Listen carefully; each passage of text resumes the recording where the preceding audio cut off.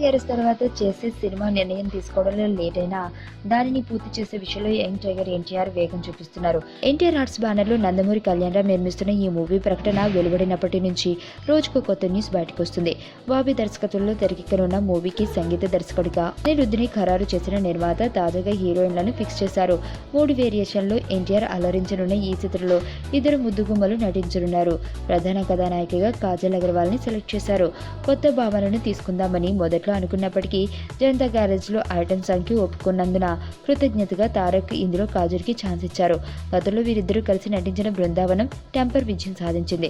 ఇప్పుడు 3వ జోటీ కడుతున్నారు. మరో హీరోయిన్ గా మంజుమ మోహన్ ని ఎంపిక చేశారు. సాహసం శ్వాసగా సాగిపో సినిమాలో అభినయంతో ఆకట్టుకున్న మలయాళ బ్యూటీ ఈసారి ఎన్టీఆర్ తో రొమాన్స్ చేయనుంది. వచ్చే ఏడాది సంక్రాంతి తర్వాత సెట్స్ పైకి వెళ్లనున్న ఈ మూవీని 60 కోట్ల బడ్జెట్ తో చాలా రిచ్ గా తీసేందుకు కళ్యాణరామ్ సిద్ధంగా ఉన్నారు.